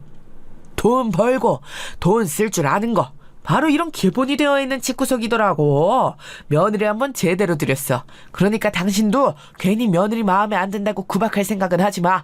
집안에 돈만 좀 있으면 됐지. 학벌 부족하고 직업 좀 부족한 게 뭐가 그렇게 큰 흠이야. 엄마께 큰 소리를 치셨던 아버지께서는 시간이 좀 지나자 후회를 하셨어요. 너무 지적 수준이 낮은 며느리를 들인 탓에 집안에 발전이 없다고 보셨죠. 아버지께서 골프 모임을 나가기 시작하셨는데 그곳에서 수준 높은 사위와 며느리들을 들인 분들의 자랑을 자주 들으신 모양이었습니다. 과거에는 딱히 못 느끼셨으나 자식들을 결혼시키는 나이가 되니까 서서히 수준이라는 것을 체감하시게 된 것 같더라고요. 아버지께서는 너무 성급하게 사돈을 맺었다며 계속해서 후회를 하셨고 엄마께서는 그런 아버지를 향해 자업자득이라고 하셨습니다. 오빠하고 새언니는 모르기는 몰라도 항상 감정적으로 부부싸움을 자주 했던 것 같아요. 결혼하고 나서 1년 두 사람은 아이를 얻었는데요. 어린 자식 앞에서 두 사람 다 술 담배를 하는 것을 알았을 때 제가 얼마나 참담했었는지 몰라요. 이런 한국인이 돈 타령만 하시던 아버지의 입에서 수준이라는 게 자꾸 거론될 수밖에 없었던 것이죠. 내 말 잘 들어놔. 너는 될 수 있으면 남자 만날 때 직업을 보고 만나라. 생긴 건 네 비위를 상하게만 하지 않으면 그냥 용서해주고 만나. 그깟 생긴 게 뭐가 문제야. 집안, 배경, 능력 이런 걸 따져야지. 인제는 그냥 돈만 있으면 안 돼. 자기 능력이 있어야 돼. 네가 엘리트 사회를 얻어다 주면 좋겠구나. 진작 엘리트 사회에 끼어들 작정을 하고 그렇게 노선을 잡았어야 했는데 내가 너무 어리석었어. 너무 코앞만 보고 달려왔어. 돈만 만질 게 아니라 엘리트 계층의 사다리를 타고 올라갈 생각을 했어야 했는데 아휴, 이제 믿을 건 너뿐이다. 네가 엘리트 집안을 사돈으로 물어오면 단숨에 우리도 수준이 올라가는 거야. 아버지께서는 저에게 신신당부를 하셨어요. 별 볼 일 없는 놈을 데려왔다가는 사위로 절대 안 맞아주시겠다는 것처럼 들려서 기분이 나빴죠. 엄마께서는 그냥 제가 사랑하는 사람이면 배경 보지 말고 결혼해도 된다고 하셨습니다. 진짜 하고 싶어서 하는 결혼이어야 행복하게 살 수 있다고 저에게 말씀해 주셨어요. 저는 엄마의 그 말씀에서 가슴 아픈 진심이 엿보이는 것에 반드시 마음이 따르는 사람과 결혼해야겠다. 그렇게 다짐했었죠. 그런데 하늘의 농간 같은 일이 벌어졌어요. 제가 사귀게 된 남자친구가 아버지께서 강조하신 소위 엘리트 집안의 사람이었던 거예요. 저는 맹세코 이 사실을 모르는 채로 남자친구를 만나고 사귀었던 거예요. 유복하게 자란 사람이라는 인상만 받았었고 상대방 역시도 저를 부족함 없이 자라온 사람이라고 판단해서 관계가 깊게 진전이 되고 결혼 이야기도 슬슬 나오자 저에게 자기 집안 사정을 털어놓는 거예요. 저처럼 여유롭게 살아온 여자라면 자기 집안 배경에 기대어 기생하려 들지 않을 것 같다는 확신이 들었다고 남자친구가 저에게 그렇게 말을 했을 때 집안이 그렇게 대단하기라도 한단 말인가 싶어서 당혹스러웠었죠. 그런데 정말로 대단하더라고요. 남자친구의 외 증조부께서 모 중견기업의 창립자이셨습니다. 그러니까 남자친구의 외갓집이 엄청났던 것이죠. 큰이모부 되시는 분께서 지방 국회의원이시기도 했고요. 모친께서는 예술 분야의 문외한인 저도 성함을 얼핏 들어봤을 정도로 저명한 화가이셨습니다. 게다가 부친께서는 무려 검사 출신이셨는데 개천용이시라고 하셨어요. 미천 하나 없는 집안에서 이 약물고 검사의 자리까지 오르신 분이었어요. 듣는 것만으로도 대단했습니다. 우와, 정말 존경스럽다. 나는 솔직히 말해서 집에 돈이 좀 있다는 이유만으로도 안락하고 안일하게 살아온 순간들이 많았던 사람이야. 그래서 그런지 아버님 같은 분들의 이야기를 들으면 와, 가슴이 벅차올라. 멋진 인생인 것 같아. 뿐만 아니라 오빠의 형제분들도 정말 다 엄청나네. 큰형은 변호사, 작은형은 회계사, 게다가 둘 다 자기 위치에서 엄청 잘 나가고 있으니 기껏 대기업이나 다니고 있는 나는 솔직히 명함도 못 내밀겠어. 형들이 꼭 자기처럼 잘난 형수님들하고 만나서 결혼을 해서 그런가 부모님이 나는 그냥 조건 같은 거 너무 보지 말고 마음이 가는 대로 상대를 만나서 결혼하라고 하셨어. 오빠도 상황은 좀 다르지만 나도 우리 엄마한테서 그런 말씀 들었어. 조건 재지 말고 진짜 사랑하는 사람과 결혼하라고 하셨거든. 비록 아버지께서는 생각이 좀 다르시지 오빠네 집안이 이렇게 엄청나다는 것을 알면 아마도 좋아서 입이 찢어지려고 하실 거야. 아버님께서 옛날에 집에도 한참 안 들어오실 만큼 일을 열심히 하시면서 가족들 먹여 살리셨다며. 무슨 일을 그때 하셨던 건지는 몰라도 생산 공장 일을 하신 것 같다고 했었지. 나는 전문직이든 생산직이든 간에 자기 자리에서 열심히 하면서 책임을 다하는 건 공통적으로 멋지고 존경받아 마땅하다고 생각해. 내 눈에는 우리 아버지만큼 너희 아버지도 대단하신 분으로 보여. 그래? 맞아. 솔직히 아버지하고 평생 친하게 지낸 적이 없어서 좀 떨떠름하긴 하지만 덕분에 내가 풍족하게 잘 살아왔으니 속으로 늘 감사하게 생각하고 있어. 혹시 우리가 정말로 결혼하게 되면 오빠가 나보다 우리 아버지하고 더 친해지는 거 아닌가 몰라. 아무래도 나는 이번 생에 아버지하고 가까워지는 건 무리인 것 같거든. 이유는 정확히 모르겠는데 뭔가 단추가 잘못 끼워진 느낌이랄까? 아무튼 그러니까 오빠가 대신 좀 친하게 지내줘. 그거 지금 나에게 대놓고 청혼하는 거 맞지? 내가 어쩔 수 없이 그 청혼 받아줘야겠네. 남자친구가 저를 놀리듯이 그렇게 말을 했지만 그게 진심이라는 것을 저는 알았기에 심장이 터질 것 같았습니다. 의도한 건 아니었으나 어쨌든 대단한 집안의 핏줄과 제가 결혼을 하게 되다니 굳이 사양하고 싶지 않았고 솔직히 너무 벅찬 심정이었어요. 왠지 제 자신 또한 대단해지는 기분이었습니다.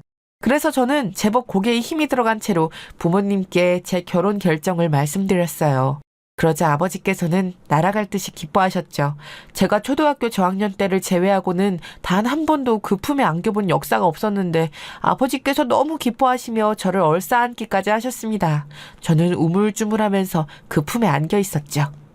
얘기만 들어도 입가에 절로 미소가 지어지는 집안이구나. 네가 해냈어. 결국엔 네가 해낸 거야. 장하다.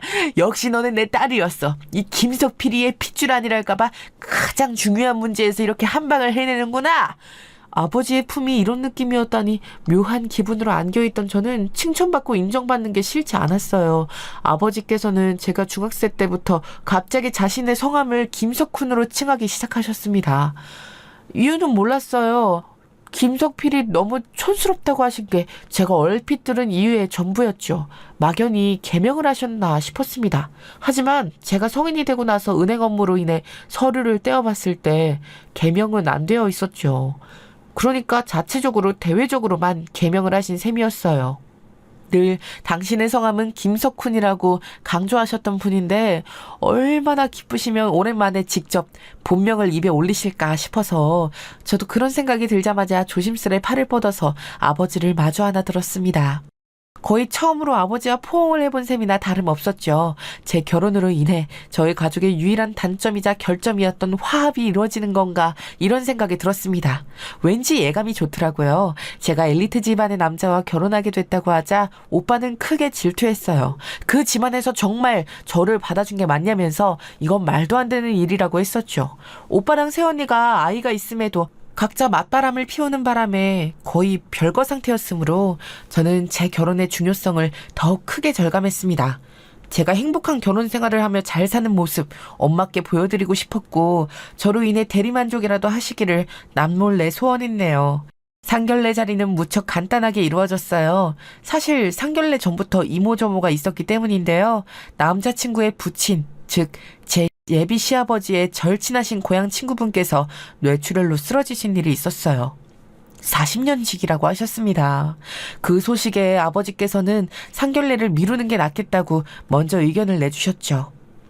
바깥 사돈 되실 분이 보통 내기의 개천용이 아니셨던 양반이라고 하는데 그런 양반의 40년직이 분명 역시나 한가닥 하시는 인물일 테지. 그런 분들한테 잘 보여서 나쁠 것 하나도 없어. 이런 것에서부터 일단 점수를 따두어야 돼. 배려심 넘치게 우리 쪽에서 먼저 상견례는 미루어도 상관없다고 이야기를 꺼내는 거야. 그러면 우리를 좋게 봐주겠지. 아버지의 계산적인 의도는 당연히 쏙 빼놓은 채 남자친구에게 의견을 전달했었네요. 결과적으로 원래 예정되어 있던 때의 상견례는 변동 없이 진행이 됐습니다만 저희가 그런 의견을 냈었다는 걸 예비 시댁 측에서는 무척 좋게 봐주셨어요. 마음 써줘서 고맙다는 뜻을 전해오셨지요. 자리에는 부모님과 저 그리고 예비 시부모님과 남자친구 이렇게 6만 조촐하게 모였습니다. 다음에 다시 큰 자리 만들자고 얘기가 된 참이었으니까요. 그날은 조촐하게 할 수밖에 없었던 것이 예비 시아버지의 안색이 어딘가 수척해 보이고 어두워 보였습니다. 표정 관리를 하려고 애쓰시는 듯 했으나 수심이 깊어 보이셨죠.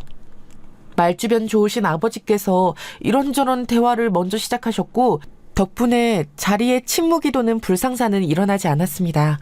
너스레 잘 떠시는 아버지의 면모가 난생 처음으로 반갑더라고요. 아버지 덕분에 자리의 분위기가 유연하게 흘러가자 예비 시아버지께서도 수심을 조금 걷어내셨어요. 아버지께서 편찮으신 친구분의 안부를 묻자 슬쩍 웃으면서 대답하셨고요. 다음 사람이었으면 이렇게 마음도 쓰지 않았을 것을. 그 친구는 한때 제가 세상에서 가장 잘난 줄 알고 우쭐하고 다녔을 때 유일하게 저에게 이빠른 소리 해준 친구입니다. 당시에는 서운했고 기분 나빴는데 시간이 지나고 나니까는 그 친구만큼 진정한 우정을 쌓은 상대가 없더라고요. 나이가 들수록 인간관계라는 것이 너무나도 소중해집니다. 아무튼 저는 이렇게 두 아이가 만나서 결혼하게 된 것도 대단한 인연이라고 봅니다. 두 사람이 인생의 새 출발을 잘 해냈으면 좋겠네요. 그럼요. 지당하신 말씀입니다. 저는 살면서 서로가 서로를 증오하고 배신하고 뒤통수 치고 이러는 것들 무척 많이 봤습니다. 이런 세상인데 자식이 좋게 사람을 만나서 좋은 결실을 맺는 것만큼 보람된 일이 없죠. 결혼이라는 것은 이 삭막한 사회에서 평생 믿고 갈 자기 편을 만드는 일이니까요. 열심히 맞장구 치시는 아버지의 모습에 저는 속으로 응원을 날렸었습니다. 아버지께서는 예비시댁의 엄청난 배경에 대해서도 적당히 칭송을 하시며 축혀 세우셨죠. 완급 조절이 타고나신 아버지의 언변에 예비 시부모님들께서도 연신 얼굴에 웃음기를 머금고 계셨어요. 어느새 예비 시아버지께서는 검사 시절에 있었던 이야기도 꺼내신 바였죠. 권력이 최우선인 조직에서 자기가 앞으로 나아가기 위해 동료를 팔아먹고 이기적으로 구는 사람들도 꽤 많았습니다. 무엇보다 사건들을 접하면서 이 세상에 믿을 만한 사람을 둔다는 게 쉽지 않다는 생각을 하게 되었죠. 사람이 사람을 해야 하는 게 얼마나 끊이질 않던지 그런 인간 말종을 변호하는 변호사들을 보면 피가 거꾸로 쏟기도 했지만 한편으로는 직업적 소명, 사명감이라는 게 얼마나 대단한 건지도 체감했습니다. 이야, 소회마저 멋지십니다. 검사 생활 하시는 동안 별별 사건들을 다 보셨겠습니다. 예, 물론이죠. 그리고 거의 모든 사건들이 머릿속에서 고스란히 기억이 납니다. 잊어보려고 한 적도 없지만 쉬이 잊혀지지가 않더라고요. 그런데 지금 이런 말이 나와서 드리는 말씀인데 혹시 바깥 분과 제가 초면이 아닌 것 같지 않습니까? 인자한 표정으로 말씀하셨던 예비 시아버지께서 갑자기 눈빛을 날카롭게 빛내시더니 그렇게 물어오셨어요. 제가 옆을 쳐다보자 엄마께서는 시종일관 짓고 계시던 차분한 표정에 당혹감을 더하신 상태였고 반면 아버지께서는 환하게 미소를 짓고 계셨습니다. 제가 그런 소리를 엄청나게 듣습니다. 스스로는 흔한 인상이라고 생각하지 않는데 이상하게 어디서 많이 본 것 같으시다라는 말을 자주 들어서 항상 민망해지네요. 누구는 저를 개그맨 누구 닮았다 그러고 누구는 저를 아나운서 닮았다 그러고 또 누구는 자기 옆집 살던 사람과 저를 닮았다고 하고 참 제가 희한하게 지금까지 살면서 초면 아닌 것 같다는 소리를 많이 들어왔습니다. 아버지께서는 아주 유쾌하게 받아치셨어요. 저는 그런 소리를 듣고 사시는 아버지를 한 번도 목격한 적이 없었지만 친한 부녀 사이가 아니었기에 그러려니 하면서 넘겼습니다. 화제를 전환하는 것도 아버지께서는 수준급이셨죠. 예비 시아버지를 향해 친구분의 쾌차를 빈다면서 자기 지인도 뇌출혈로 갑자기 쓰러졌었고 아침 새벽이라 발견도 늦었지만 심했던 후유증이 다 극복되어서 지금은 일상으로 돌아왔다며 희망을 가지라고 덕담을 건네셨어요. 저는 살면서 아버지께 그런 지인이 존재한다는 걸 희미하게나마 느껴본 일이 없었습니다. 그러나 동조를 할 때인 것 같아서 열심히 고개를 끄덕이며 취임새를 넣었네요. 조촐하게 열렸던 상견례는 그날 어영부영 마무리가 되었어요. 나름 잘 마친 것 같다고 저희 가족끼리는 자축을 했었습니다. 없던 화합력이 생겨서 자축을 한 건 아니었고요. 그냥 소소하게 우리 이제 경사 났다면서 감상을 나눈 정도였네요. 아버지께서는 엘리트 집안과 사돈을 맺는다며 무척 고무되어 계셨고 엄마께서는 제가 원하는 사람과 결혼을 하게 되어 다행이라고만 말씀을 해주셨어요. 여기까지는 모든 일이 순탄해 보였습니다. 바로 며칠 뒤 제 인생에서 가장 큰 충격을 받을 줄도 모르고 그렇게 안심을 하고 있었네요. 조촐했던 상견례로부터 며칠이 지났을 때 저는 예비 시댁에 식사 초대를 받았어요. 그때는 너무 경황이 없어서 면목이 없었다며 예비 시아버지께서 먼저 저를 초대해 주시고자 하셨다고 합니다. 남자친구가 말하기를 원래는 저희 부모님까지 다 같이 한 번 더 만나는 자리를 예비 시아버지께서 원하셨는데 그건 다음으로 미루는 게 나을 것 같아서 결국 저만 보기로 했다는 거예요. 저는 초대를 받고 당연히 응했지요. 시간대도 부담스럽지 않은 주말 점심 식사여서 정말 가벼운 마음으로 갔습니다. 연예인들과 정치인들이 다수 입주해 있는 강남의 고급 빌라였어요. 설레고 들뜬 마음을 안고 들어서자 예비 시댁 식구들이 반갑게 저를 맞아주었습니다. 식사는 30분 후라고 했고 저는 남자친구와 함께 집의 인테리어 소품들을 둘러보면서 이런저런 대화를 나눴어요. 그런데 그때 예비 시아버지께서 저를 부르셨습니다. 원래 집은 거실이 가장 멋진 법이라고 하시면서 저에게 거실 소파를 권하셨죠. 저는 왠지 영문도 모르고 홀린 듯이 거실 소파에 앉아서 예비 시아버지를 비스듬히 마주 보았어요. 남자친구도 제 옆에 앉은 참이었죠. 저는 디자인 감각이 좀 떨어지는 편이어서 그냥 솔직하게 소품이나 가구의 가치를 볼 줄 모른다고 말씀드렸어요. 다만 꽤 괜찮은 형편 속에 살아와서 그런지 어느 정도 수준 이상으로 보는 눈 정도는 있다고도 덧붙였죠. 너무 없어 보이고 싶진 않았거든요. 그러자 예비 시아버지께서는 오묘한 눈길로 저를 보셨습니다. 그래, 듣자 하니 꽤 유복하게 자랐다고 하던데 부친께서는 예전에 정확히 어떤 일을 하셨나? 부끄럽지만 정확히는 알지 못합니다. 예전에 이런저런 사업을 동업자분들과 옮겨가시며 돈을 버신 걸로 알고 있어요. 지금 현재는 작은 건물에서 나오는 수익으로 지내는 중이시고요. 아, 그렇구만. 내가 이상하게 자꾸 부친이 초면이 아닌 것 같다는 생각이 들었지만 김석훈이라는 조남은 기억이 없긴 하더라고. 예? 아, 저희 아버지께서는 김석훈이 아니라 본명이 김석자 필자 되십니다. 김석훈은 예명 같은 거예요. 상견례장에서는 예명으로 들으셨던 것 같아요. 김석필. 그렇게 들으니까 갑자기 웬 기시감이 드는 것 같지? 김석필이라. 혹시 그날 내가 얼핏 듣자 하니 부친 고향이 울산 바닷가 쪽이라고 하던데 부친께서 울산 말고 다른 곳에서도 거주하신 적 있으셨을라나? 울산이요? 제가 부모님하고 워낙 그런 대화를 안 나눠서 정확히 모르겠는데요. 울산에서 예전에 사업을 잠깐 하셨던 걸로 알고 있기는 합니다. 그런데 울산은 아마 옛날에 잠깐씩 옮겨 다녔던 곳이고 아버지께 진짜 고향이라고 할 수 있는 곳은 통영이라고 봐야 될 것 같아요.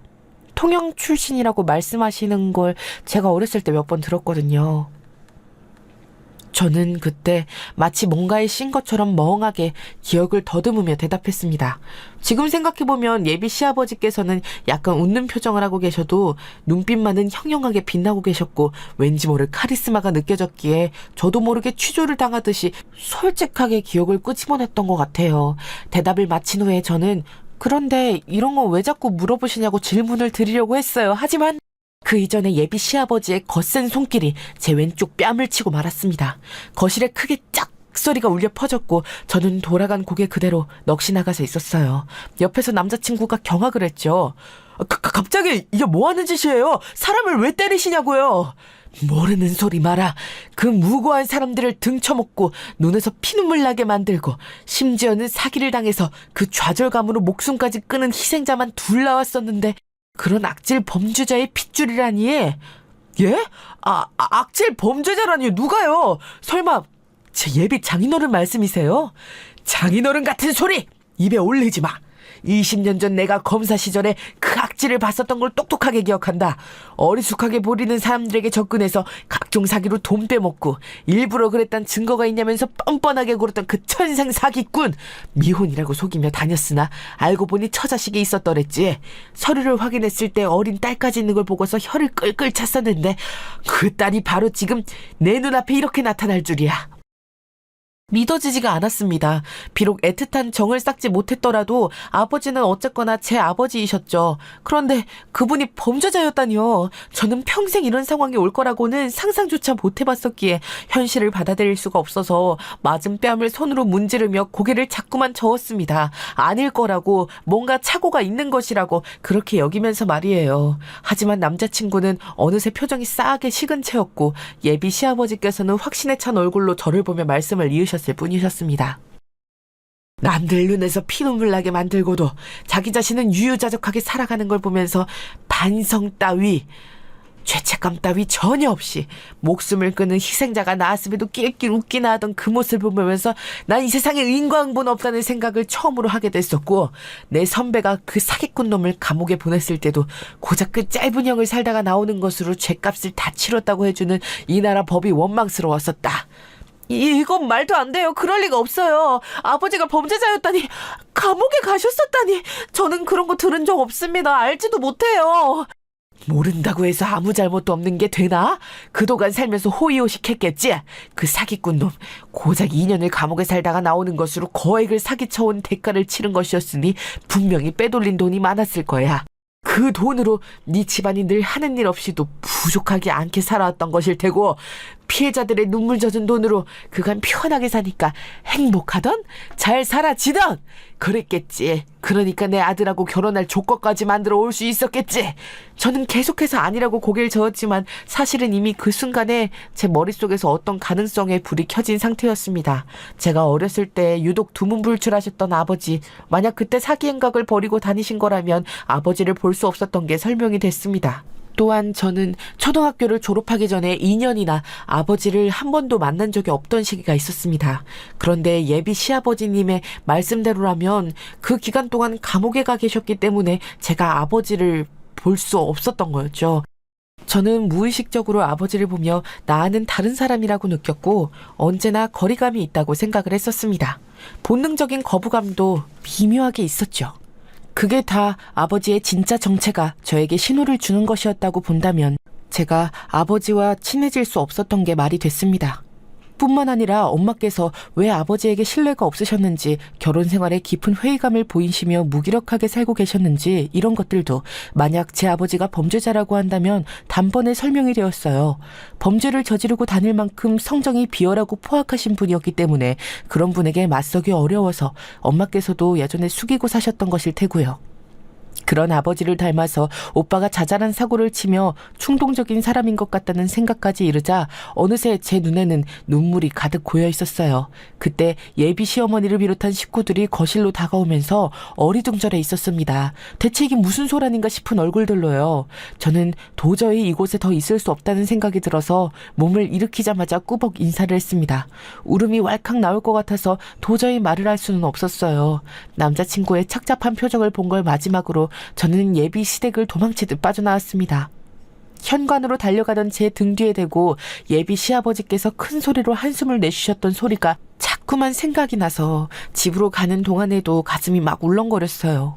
주말이라고 오랜만에 집에 찾아온 오빠까지 식구들이 다 집에 있었습니다. 아버지와 오빠는 부엌 식탁에서 점심밥을 먹고 있던 중이었고 엄마께서는 거실 소파에 앉아 계셨다가 제가 들어오자 놀란 얼굴로 일어나셨어요. 왜 벌써 와? 무슨 일이라도 있었어? 그리고 너 얼굴은 왜 이래? 엄마, 혹시 아버지한테 전과 있어요? 감옥에 계시느라 저 초등학교 때 한참 집에도 안 들어오셨던 거예요? 뭐라고? 너 갑자기 그런 소린 왜 해? 네가 그걸 어떻게 알고? 엄마께서는 깜짝 놀라며 뒷말을 뱉으셨다가 손으로 얼른 입을 막으셨습니다. 그걸 보자 헛웃음이 나왔죠. 역시나 알고 계셨던 거였어요. 대화를 들은 오빠가 밥 먹다 말고서 멍한 표정으로 자리에서 일어났습니다. 설명을 요구하는 눈빛으로 저를 보고 있었어요. 아버지께서는 표정이 딱딱하게 굳어 계셨고요. 그래서 저는 예비 시댁에서 제가 어떤 이야기를 들었는지 그대로 다 말을 전하였습니다. 어머니께서는 거실 바닥에 털썩 주저앉으셨고 오빠는 배신감에 가득 찬 얼굴이 되어서는 먹던 밥을 그대로 두고 자기 휴대폰을 챙겨서 집을 나가버렸어요.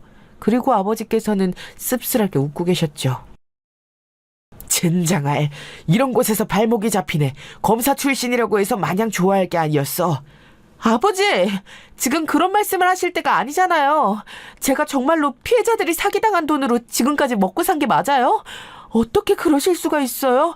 왜 자식까지 범죄에 끌어들여 살게 하셨냐고요? 길바닥에서 굶어 죽는 것보단 나았잖아.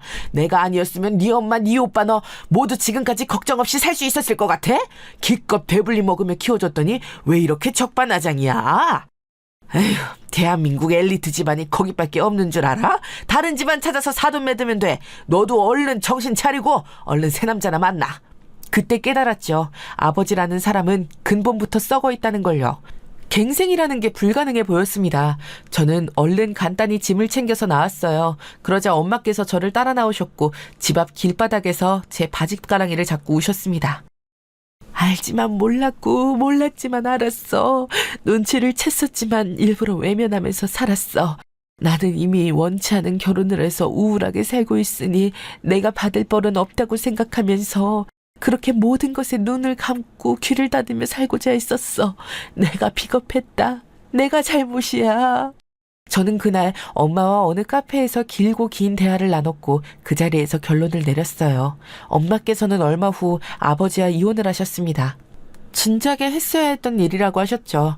아버지께서는 매달리는 건 자존심 상하는 일이라고 하시며 이혼을 해주셨습니다. 오빠는 생각을 정리하고 나더니 그래도 아버진 우리 아버지라고 하면서 자기는 절대 저버릴 수 없다고 했어요. 그럴 것 같더라고요. 저는 결국 남자친구와는 헤어졌어요. 서로가 여전히 좋았기에 고민이 많았지만 그런 상황에서 절대 결혼은 어렵겠더라고요. 만약에 결혼을 억지로 한다고 해도 서로가 잡으란석일 테니 시작을 안 하는 게 가장 현명할 것 같았습니다. 그로부터 1년이 훌쩍 지나고 나서야 저와 엄마는 평안한 웃음을 지으며 살 수 있게 되었어요. 틈이 날 때마다 지역봉사 활동도 하면서 그렇게 지내고 있죠. 아버지께서는 건강이 점차 안 좋아지신 모양이었어요. 저희 모녀를 그리워하면서 자꾸만 찾으시던데 받아줄 생각 따위는 없네요.